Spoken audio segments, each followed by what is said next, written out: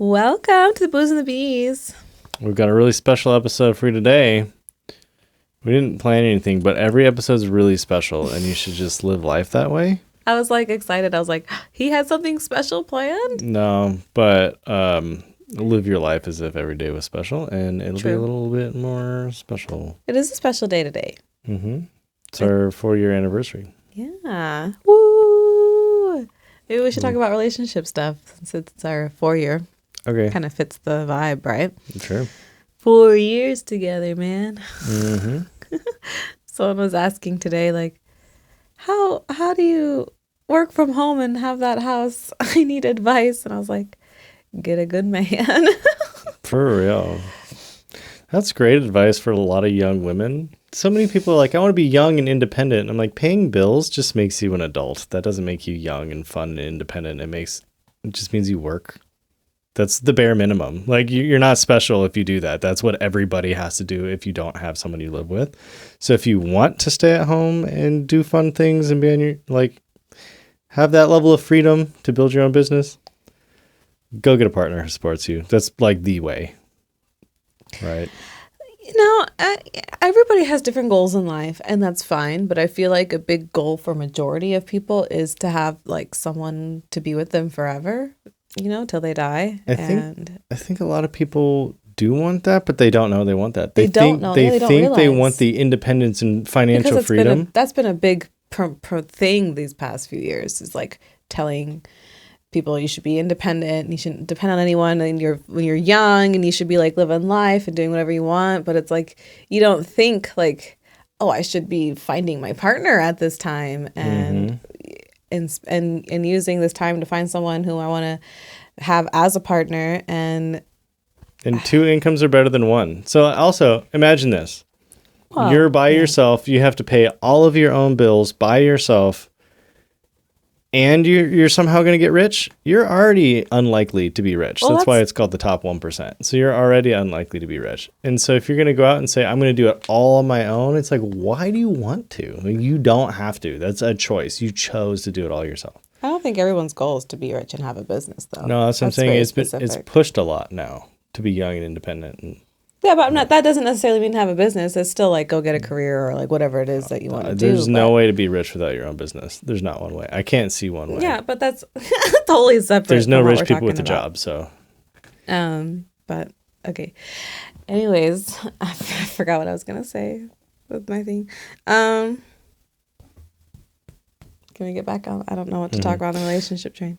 But yeah, I think it's definitely one of those things where a lot of society pushes, oh, you need your financial freedom. You need to be rich. You need to do this. You need to go out and have fun, do your own thing. And you can't settle for anything less than what you deserve. And it's why is it settling? Why don't you just go find a partner, someone you care about, and work together? 2 incomes are always better than 1 if you have to both work. And maybe if you're a really good person and have good traits that can help support your partner will help support you financially, and you can work together.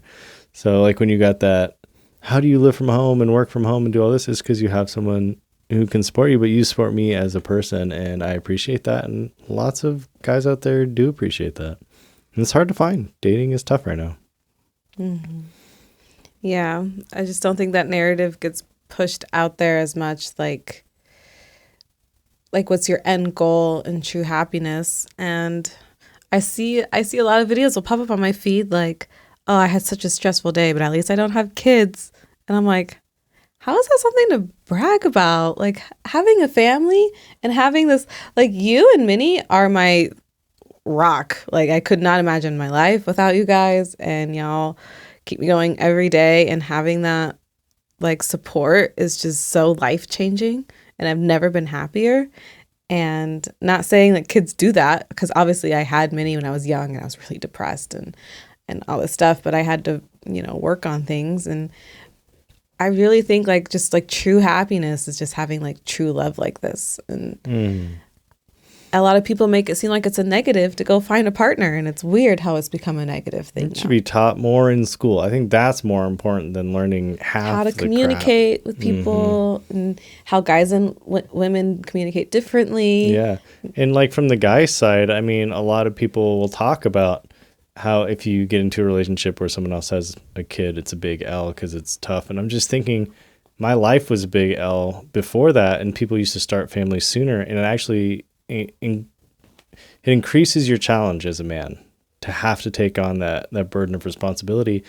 That made me a better person. That made me a happier person. And that's something a lot of folks aren't talking about. For men's mental health, you need to challenge them. You need to make their life difficult, but not painful. Like, it shouldn't be every day you get home from work and your girlfriend's arguing with you. That's not difficult. That's pain. If you get home and your girl's there supporting you and you have a kid and you have financial bills and you have to deal with your boss, that's difficult. Difficult for men is good. Pain, bad, you know?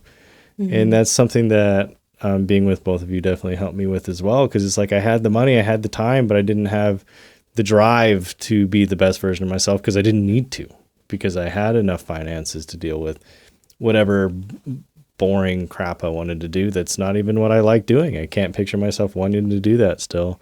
And it just wasn't fun, wasn't progressive. So having a family helps guys. It helps women for different reasons. She feels really supported and I feel really challenged in a way that we help each other with. She's not my challenge. We work as a team.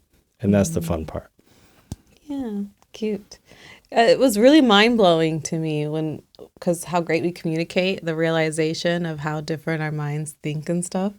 And I wouldn't have been able to get that without having a partner to communicate. So it would be really cool to like help people find that and realize. And so I hear a lot of times how girls will come to me in my chat being like, how they can't communicate with their partner, and it's really hard for people. And I'm just so grateful. And of course, it was rough at first. We've had rough communication moments. And we still do from time to time, but not often. Yeah, and they have gotten better definitely over time. Just because I had a lot of I mean, just to put it simply, it's really tough. If you believe the opposite gender is the same as you, you're wrong. You're just flat incorrect.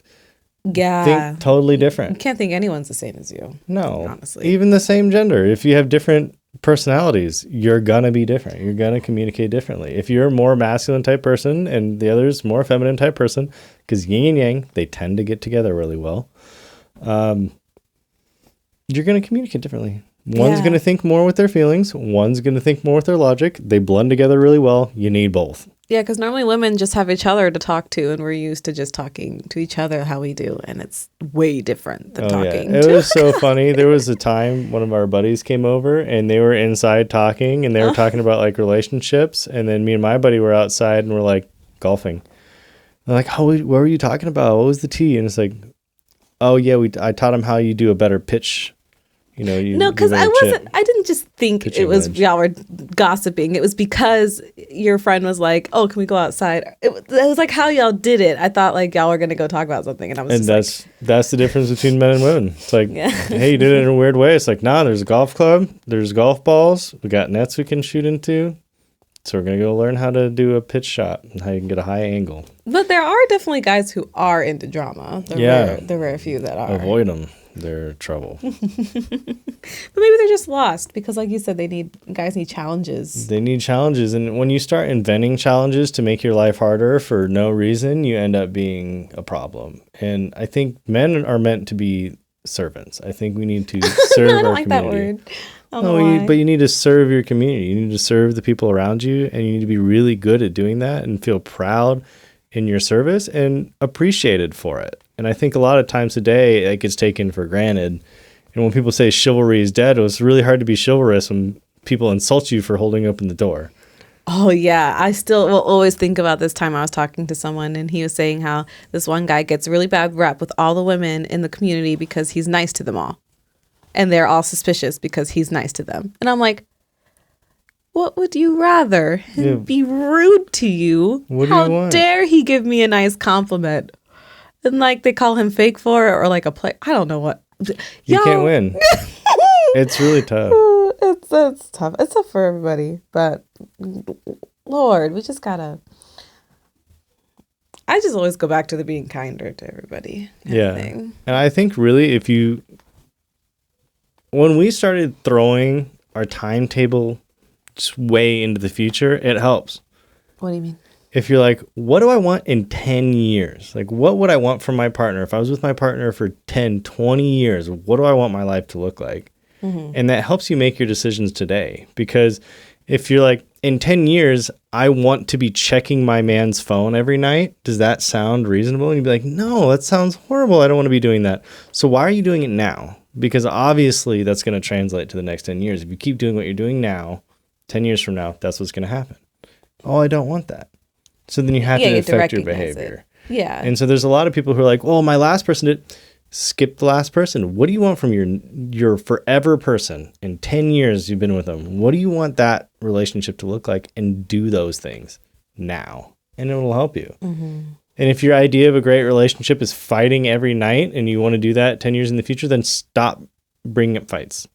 Stop making something a fight. Remember, I think it was when we were watching these TikToks about relationships, and there was that lady who went to see the matchmaker. Remember, the matchmaker fired her? Anyways, where was I going with this point? I had a point. She would go on dates and say that she would be closed off and not give herself to, her full self to the people she was going on first dates with. And I was just like, wouldn't you have to do the opposite. You can't block yourself off and hold yourself back and be rude or like put up defense wall with people like just because you're first meeting them. Like it should be the exact opposite. I know opposite. it's hard. Fully trust them until they give you a reason to put that wall up. And this person did this to me, so now my wall's up for everybody.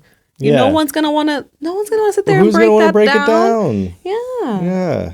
And now, I was really grateful though and lucky that you kind of helped me and broke stuff down. She was easy and I wasn't perfect, and we both had to learn on communication. And so that's the thing, is you have to also say, it's like, so I'm imperfect and damaged and have walls and trauma. And so I need a perfect, absolute, guaranteed 100% the best man ever who's completely covered all of their issues financially and emotionally to come in and fix me so that I can be good for him. If he's 100% perfect, he's going to go get a 100% perfect girl. You're going to get someone just as broken as you, odds are.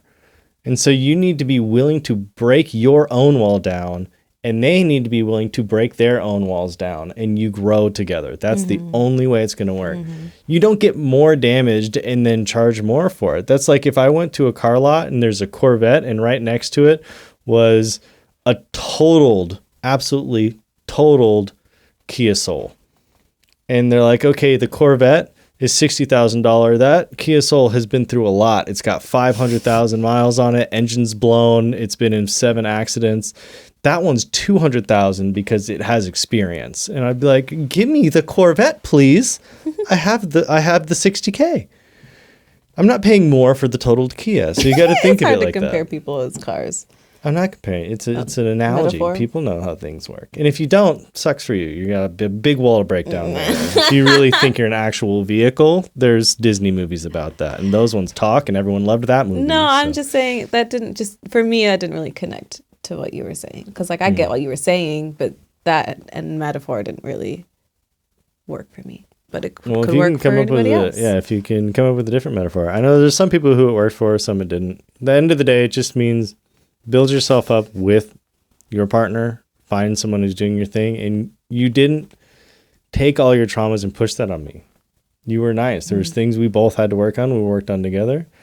But you didn't say... But I did have moments, though. Oh, for sure. They were tough. We had to talk about them. But I'm sure I had moments, too, right, where I wasn't the best.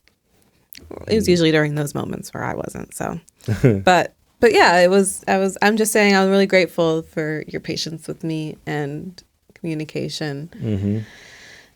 And that's the one thing that a lot of people aren't taught is how to handle a tough conversation, how to take criticism, how to be realistic. And that's just like people who are like, oh, we're all 10s at this table. I'm like, if everyone in the world was a 10, you're all 5s, because that means everyone is average. Because if everyone is perfect, then everyone's average. That's how it works. So everyone's a 5 now. Thanks. So it's really, and it's not a bad criticism. I'm not the world's fastest runner. So to say I'm a 10 at running would be outrageous. I don't like the scale, because it's like a 10 in what?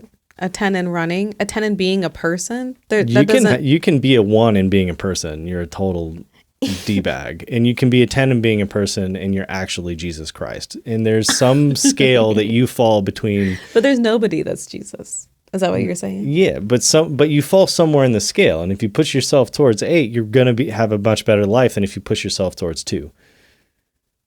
That's what I'm getting at. Is like no one's perfect. No one's absolutely the worst. No one's like, I can't even name the worst person.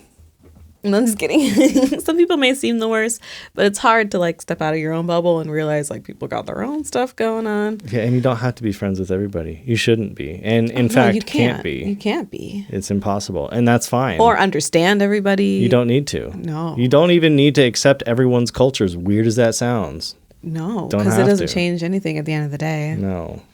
So Yeah, Yeah. you don't have to hate other people's shit either. You can just ignore it. It's in Yeah, fact because it's easier to ignore it than to don't do use all that the other energy stuff. on that. Yeah. Focus. You're not perfect. Focus on yourself. Oh, these people are worse. Not you. So what does it matter? Yeah. Great episode. Yeah. I think that's good. I think that's an episode. I think so too. Thank y'all for watching. Comment if you want something for us to talk about in the next episode and we'll address it. And until next time. Yeah, and if you have a different analogy not related to cars, because I'm a guy and guys only think about food and cars, then put it in a comment below and maybe we'll use it on the next episode. Probably would. If you commented, there's a high chance we'll use that exact comment. No, in the next episode. all comments, please. I'll read them. I read them all. Yeah. All right. Goodbye, y'all. Goodbye. We're not desperate, we swear. No.